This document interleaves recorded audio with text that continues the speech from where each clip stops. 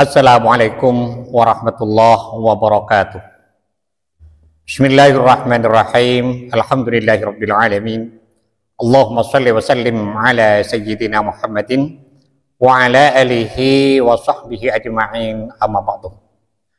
Sahabat Gema Nusantara dimanapun saja Anda semua berada, senang sekali rasanya pada kesempatan yang sangat bahagia ini saya kembali bisa menyapa Anda dalam suasana penuh bahagia serta dalam kondisi sehat walafiat. Semoga kita semua senantiasa dalam lindungan Allah Subhanahu wa taala, dimudahkan segala urusan dan dihilangkan segala macam bentuk kesulitan. Amin amin ya rabbal alamin. Pada episode kali ini insyaallah saya akan membagikan satu faidah yang sangat agung, yaitu tentang sebuah wasilah yang bisa kita lakukan untuk menyampaikan hajat kita kepada Allah Subhanahu wa taala agar Allah mengabulkan doa-doa kita, meluaskan rezeki kita, melunaskan hutang-hutang kita, memudahkan urusan kita, menghilangkan segala kesusahan dan kebingungan kita, dan yang terpenting agar Allah Subhanahu wa taala menyelamatkan kita baik ketika kita di dunia maupun kelak di akhir masa. Dalam menyampaikan penjelasan berikut ini, saya mengutip keterangan dari sebuah kitab, yaitu Khazinatul Asrar Jalilatul Adhkar, di mana kitab tersebut disusun oleh As-Sayyid Muhammad Haqqi An-Nazili rahimahullah. Semoga kita semua senantiasa mendapatkan barokah dari beliau, dan mudah-mudahan para sahabat yang mengamalkan bacaan ini selalu dalam lindungan Allah Subhanahu wa taala, dimudahkan urusannya, dilunaskan hutang-hutangnya, dimurahkan rezekinya, dan dikabulkan segala hajatnya. Amin amin ya rabbal alamin. Di mana dalam kitab tersebut diterangkan, Bismillahirrahmanirrahim. Qala al-muallif rahimahullahu taala wa nafa'ana bihi wa bi'ulumihi fid dharaini amin. Man kanat lahu hajatun ilallahi ta'ala, barang siapa yang mempunyai satu hajat kepada Allah Subhanahu wa ta'ala, misalnya ingin mengajukan sebuah permohonan atau ingin minta solusi dari sebuah permasalahan dan lain sebagainya, falyakum wal yatawadda wudu'an jadida, maka hendaklah ia bangun di waktu malam maksudnya, dan hendaklah ia mengambil wudhu dengan baik dan sempurna tentunya. Tsumma yaqumu fi maqamin la yarahu ahadun, kemudian silahkan ia pergi ke tempat yang suci dan sepi, yang suci dan sunyi, seperti di masjid atau di musholla atau di kamar yang suci dan tidak ada orang lain di sana.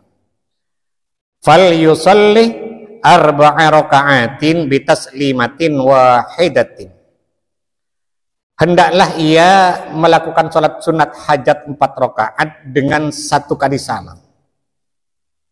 Jadi niatnya, usolli sunnatal hajati arba'a raka'atin lillahi ta'ala, aku niat sholat sunat hajat 4 rakaat karena Allah ta'ala. Nah, dalam sholat 4 rakaat ini kita boleh melaksanakan tahiyat awal, juga boleh tidak melaksanakan tahiyat awal. Yaqra'u fi awwali raka'atin alhamdulillahi marratan wa qul huwallahu ahad 10 marratin. Pada rakaat yang pertama membaca surat Al-Fatihah 1 kali dan surat Al-Ikhlas qul huwallahu ahad sebanyak 10 kali.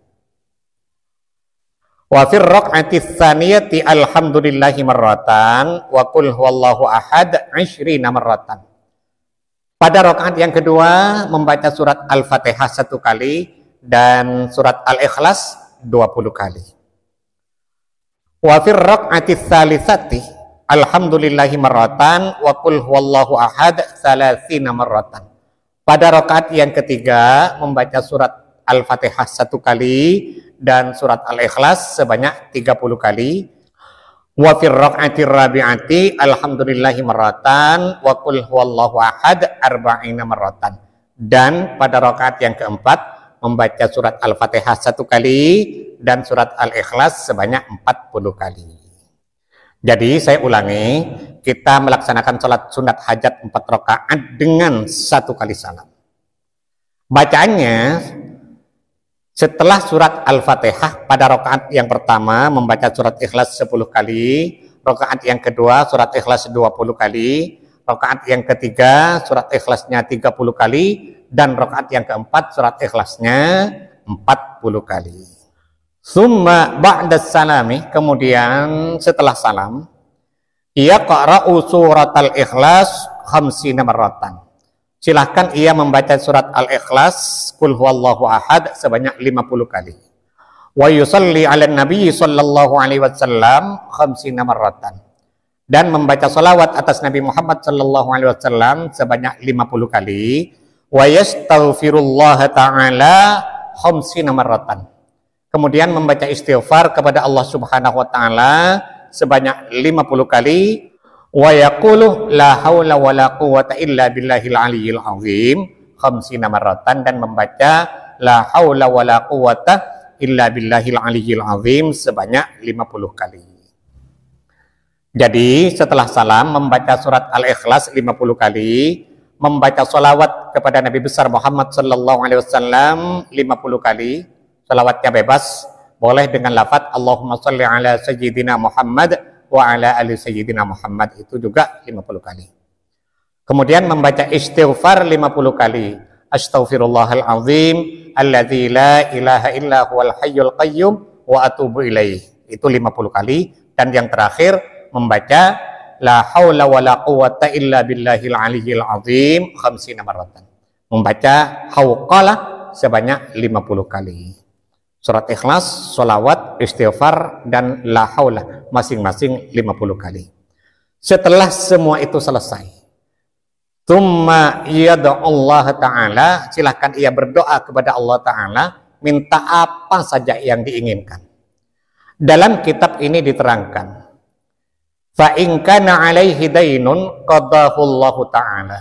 Jika yang bersangkutan sedang terlilit hutang, terjerat tanggungan yang besar, maka Allah Subhanahu wa taala akan melunasinya. Artinya Allah akan memberikan kemudahan bagi yang bersangkutan untuk segera dapat melunasi hutang-hutangnya. Wa in kana faqiran aghnahu Allah taala. Jika pengamal metodah ini atau kaifiyah ini kebetulan orang yang seret rizkinya, sempit ekonominya, miskin hidupnya, aghnahu Allah taala, maka Allah akan menyugihkannya, akan dijadikan oleh Allah sebagai orang yang berkecukupan.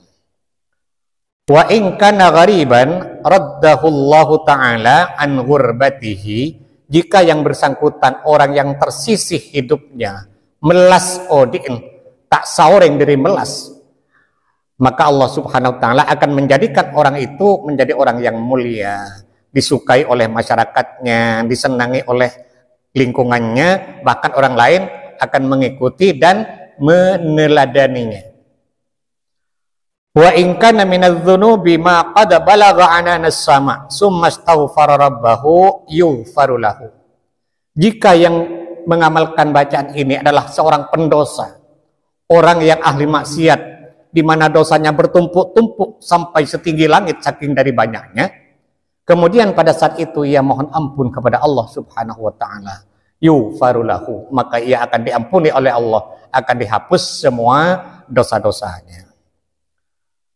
Fa in lam yakun lahu waladun fayas'alullaha ayyarzuqahu razaqahu Allah taala. Jika yang bersangkutan belum dikaruniai anak, misalnya ia sudah menikah bertahun-tahun tapi Allah belum karuniai keturunan misalnya, kemudian ia berdoa kepada Allah pada saat itu, maka Allah Subhanahu wa taala akan mengabulkannya. Wa in da'ahu ajaballahu taala du'aahu. Jika yang bersangkutan minta kepada Allah apa saja yang diinginkan, maka Allah Subhanahu wa taala akan mengijabahinya.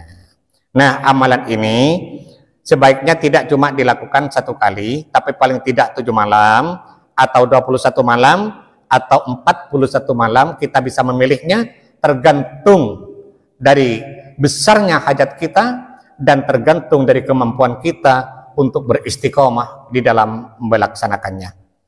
Bagi sahabat yang mungkin merasa kurang jelas dengan penjelasan yang saya sampaikan ini, maka kesimpulannya atau tata cara dalam mengamalkannya semuanya saya tulis di kolom deskripsi.